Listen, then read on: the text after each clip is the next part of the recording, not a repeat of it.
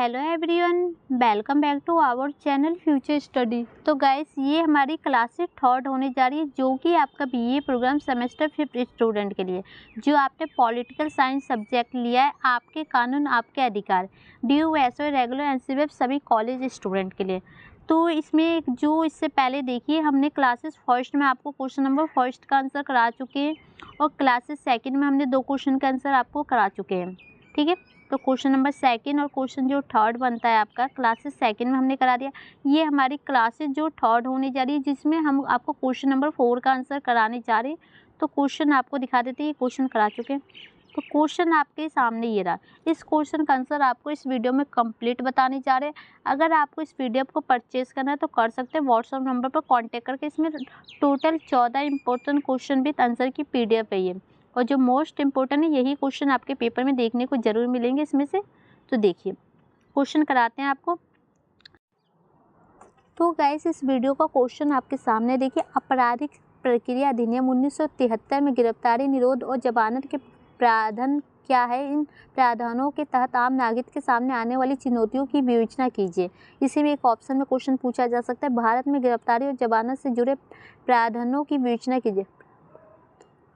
तो ये क्वेश्चन आपके सामने, इसका आंसर आप यहाँ से देख सकते हैं। सबसे पहले आपको गिरफ्तारी के अकॉर्डिंग पूछा जाएगा कि ये क्या होते हैं। तो देखिए, तो आपको यहाँ आंसर यहाँ से मिल जाएगा। इनके अनुसार गिरफ्तारी का अर्थ किसी भी दूसरे के व्यक्ति को ले जाना, मतलब कि कोई दूसरे व्यक्ति को ले जाना या जब्त करना या हिरासत में लेना या उसे छूना या उस पर हाथ डालना या किसी भी कार्य द्वारा उसे ले जाने के इरादे को इंगित करता है। तो मतलब कि कोई व्यक्ति, किसी दूसरे के व्यक्ति को आप ले जाते, पकड़ के छूने का प्रयास करते हैं, उस पर जो अपने हाथ लगाते हैं, उसके किसी भी कार्य के अकॉर्डिंग उसकी ओर इंगित करते हैं अपने इरादे को कि उसको लेना है, मेरा अपने साथ करना है। तो वही होता है। हिरासत में और विषयों को गिरफ्तार करने वाले व्यक्ति की वास्तविक निरंतर और इच्छा के अनुसार गिरफ्तार किया गया। और जो हिरासत में जो व्यक्ति होते हैं वो उनकी इच्छा के अनुसार ही गिरफ्तार किया जा सकता है, और नहीं तो नहीं किया जा सकता। ठीक है, विचाराधीन बी और धारा 41 से 59 तक, तो जो ये धाराएं होती है इसके अकॉर्डिंग देखा जाए तो आपराधिक प्रक्रिया संहिता 1973 व्यक्तियों की गिरफ्तारी से संबंधित है। तो ये धारा के अकॉर्डिंग देखा जाए तो ये जो संहिता है किससे संबंधित है? जो गिरफ्तार व्यक्ति है 1973 उसके अकॉर्डिंग संबंधित है, जो कि यहाँ पर आपको पूछा भी गया था ये अधिनियम की प्रक्रिया के बारे में। ठीक है, तो ये आपको समझ में आया। अब इसके बाद देखिए, जो आपको यहाँ पर बताना है कि जो इसके प्रावधान क्या होते हैं। ये देखिए, एक सेकेंड, ये देखिए ये यहाँ पर कहाँ गया आपका क्वेश्चन। ये रहा। जो धारा होते हैं, जैसे आपके 41 धारा है, जो सीआरपीसी के अनुसार, मतलब इनके धारा के अनुसार देखा जाए तो कोई भी पुलिस अधिकारी मजिस्ट्रेट के आदेश के बिना और बिना किसी वारंट के किसी भी व्यक्ति को गिरफ्तार कर सकता है। तो मतलब पुलिस बिना, जो कोर्ट होता है ना, उसके आदेश के बिना और बिना कोई सबूत के ना उसको गिरफ्तार भी कर सकता है। तो इसके लिए कौन कौन से अकॉर्डिंग आप कर सकते हैं गिरफ्तार, वो भी आपको बताना होता है। तो ये फर्स्ट पॉइंट है, इसको अकॉर्डिंग ये देखिए, जो किसी संज्ञेय अपराध से संबंधित है या एक उचित शिकायत की गई है, विश्वसनीय जानकारी प्राप्त हुई है या एक उचित संदेश मौजूद है। तो देखो, बिना मजिस्ट्रेट के आदेश के बिना उसी व्यक्ति को हम गिरफ्तार कर सकते हैं कि कोई अपराध से संबंध रखता हो या उसके खिलाफ कोई शिकायत की गई हो या उसके खिलाफ जो विश्वास के अकॉर्डिंग कोई जानकारी हमें प्राप्त हो और उसके अकॉर्डिंग हम उसे गिरफ्तार कर सकते हैं। सेकंड पॉइंट है, जो घर तोड़ने के किसी भी कार्यान्वयन के अपने कब्जे में हो, मतलब कि जो घर तोड़ने का प्रयास किया जा रहा हो। या थर्ड पॉइंट है, जिसे अपराधी या घोषित किया गया हो, जिसे कोई अपराध के लिए हम घोषित कर सकते हैं कि ये अपराध करके भाग रहा है। और 4 पॉइंट है, जिसके कब्जे में कुछ भी पाया जाता है, मतलब जिसके कब्जे में कुछ भी पाया जाता है, कोई गलत चीज़ होती है जिस पर चोरी की संपत्ति होने का संदेश हो सकता है कि मतलब उसने चोरी करके भागने का प्रयास किया, तो उसे भी हम कर सकते हैं गिरफ्तार। जो अपने कर्तव्यों के निष्पादन में एक पुलिस अधिकारी को बाधित करता है, मतलब जो पुलिस का कर्तव्य है उसको अकॉर्डिंग उसको बाधित किया जा रहा हो कि पुलिस को अपने काम से भटकाने का प्रयास किया जा रहा हो, या जो बच गया है उसे भगाने का कोशिश करता है कानून हिरासत से, मतलब कि जो अपराधी बच गया उसे भगाने का भी प्रयास करते हैं। लोग साथ देते हैं ना अपने भाई बहनों का कि तुम यहाँ से बच जाओगे, तो वो उसके अकॉर्डिंग भी ले सकते हैं। शासक बलों में किसी भी में भी तलाश होने का संदेश, मतलब कि कोई भी व्यक्ति है उसको ये तलाश लेने का भी संदेश हो सकता है कि करके वो भागने का प्रयास ना करे। तो ये फर्स्ट इसकी धारा थी। इसकी सेकंड है, देखिए इसके अकॉर्डिंग जो धारा आपकी 42 के अनुसार कोई भी व्यक्ति जो एक पुलिस अधिकारी की उपस्थिति में गैर संज्ञेय अपराध करने के लिए प्रतिबंध है या उस पर आरोप लगाया है, ऐसे अधिकारी को अपना नाम और निवास देने की मांग पर मना कर सकता है, गिरफ्तार कर लिया है।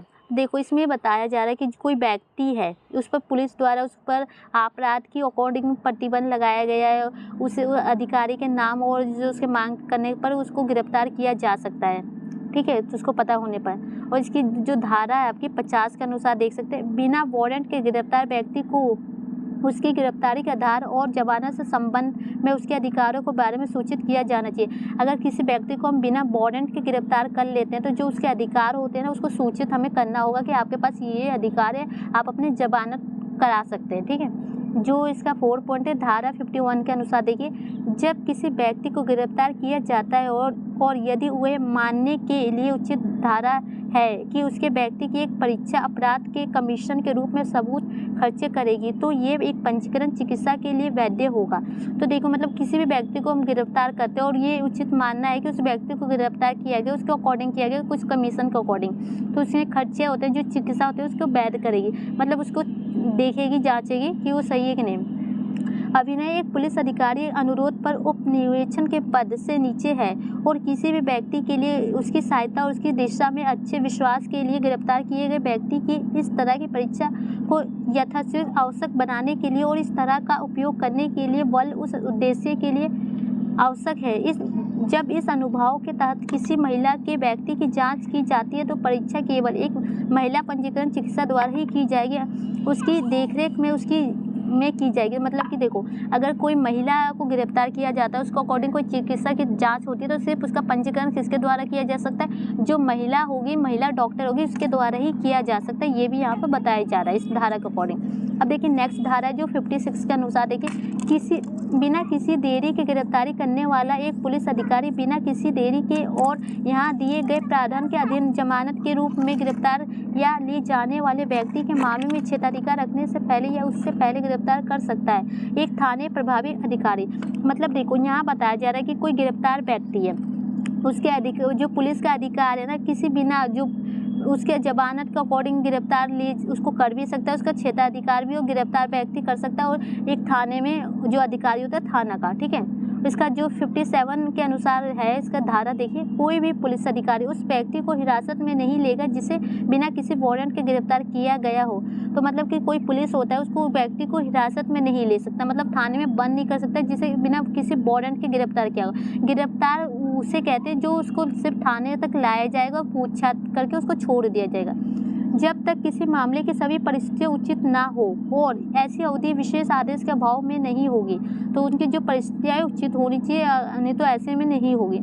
मजिस्ट्रेट की अदालत में गिरफ्तारी के स्थान में यात्रा के लिए आवश्यक समय में 24 घंटे से अधिक का एक मजिस्ट्रेट धारा 167 के तहत है। तो मतलब कि कोई व्यक्ति को गिरफ्तार किया गया तो उसको कोर्ट में पेश किया जाएगा 24 घंटे के अंदर, और ये धारा 167 के अकॉर्डिंग है, ठीक है। तो ये हो गया। इसका नेक्स्ट धारा जो है आपका 151 के अनुसार, एक व्यक्ति को संज्ञेय अपराध में कमीशन को रोकने के लिए भी गिरफ्तार किया जा सकता है। मतलब कि कोई व्यक्ति अपराध करता है, उसमें ग्रुप अपराध होते हैं, उसमें कमीशन के अकॉर्डिंग वो कार्य करता है, उसको भी रोकने के लिए हम गिरफ्तार कर सकते हैं, ठीक है। तो ये तो हो गई आपको। देखिए अब यहाँ पर कुछ पॉइंट है जो जमानती और गैर जमानती अपराध से क्या अभिप्राय, मतलब इन दोनों में जो क्या आप समझते हैं इन दोनों के अकॉर्डिंग। तो आप देखिए, आपराधिक प्रक्रिया संहिता 1973 के तहत अपराधों को जमानती और गैर जमानती अपराधों के रूप में वर्गीकरण किया गया। तो जो ये आपराधिक प्रक्रिया संहिता, इसमें 2 प्रकार का वर्गीकरण किया है, फर्स्ट एंड सेकंड। तो इसको कब किया गया था, 1973 के अकॉर्डिंग किया गया है, ठीक है, अपराध को। सेकंड पॉइंट है, जमानती अपराध के मामले में ये जमानत देने के लिए जांच अधिकारियों के लिए बाध्यकारी है। तो मतलब जो जमानत देता है उसके लिए बाध्यकारी होती है जांच करने के लिए। हालांकि गैर जमानती अपराध के मामले में पुलिस जमानत नहीं दे सकती, और इसमें जो गैर होता है जमानती, उसमें पुलिस जो जमानत नहीं दे सकती, और जमानत केवल न्यायिक मजिस्ट्रेट न्यायाधीशों द्वारा की जा सकती है। और ये गैर वाले में तो सिर्फ कोर्ट के द्वारा ही, न्यायाधीशों के द्वारा की जाती है, और इसमें जो पुलिस द्वारा भी की जाती है, ठीक है। और देखिए सेकंड पॉइंट, थर्ड है इसका, जमानती अपराध के मामले में यदि अभियुक्ता उचित जमानत का उत्पादन करता है तो अन्य शर्तों को पूरा करता है तो वो जांच अधिकारी को जमानत देने के लिए बाध्य है। मतलब कि इसको उसके अधिकार जो उसके उत्पादक होते हैं उसको पूरा कर देता है, उनकी शर्तों को मान लेता है तो उसको जमानत दिए जाते हैं। और 4 में देखिए, गैर जमानती अपराध के मामले में जांच अधिकारी को अभियुक्त को गिरफ्तार किए 24 घंटे के भीतर संबंधित न्यायिका मजिस्ट्रेट न्यायाधीशों के समक्ष पेश करना होगा। उस समय अभियुक्ता को जमानत के लिए आवेदन करने का अधिकार है। तो मतलब गैर जमानती अपराध में जो लोग होंगे वो 24 घंटे के अंदर कोर्ट में जाएंगे, कोर्ट में वो अपने जो जमानत के अकॉर्डिंग वो अप्लाई कर सकते हैं, उससे पहले वो नहीं कर सकते हैं, ठीक है, उनका अधिकार है। तो गाइस फाइनली यहाँ पर ये क्वेश्चन खत्म हो चुके हैं। तो वीडियो को 1 से 2 बार देखिए, समझने का प्रयास कीजिए कि क्या आपको इसमें बताया जा रहा है। क्वेश्चन में ऐसा हो सकता है कि पेपर में क्वेश्चन को थोड़ा घुमा फिरा के चेंज करके भी पूछा जा सके, तो आपको पता होना चाहिए क्वेश्चन किस टाइप से है, तो आंसर आप अपने अकॉर्डिंग भी बना के या कुछ समझ के आप लिख सकते हैं कि क्या क्या इसमें पॉइंट लिख सकते हैं, ठीक है। तो वीडियो अच्छी लगे तो लाइक शेयर कीजिएगा। नेक्स्ट क्लासेस जो आएगी आपको क्वेश्चन नंबर 5 के अकॉर्डिंग आएगी, जिसमें आपको क्लासेस 4 में ये क्वेश्चन कंप्लीट करेंगे। तो वीडियो को शेयर कीजिए। Thank you.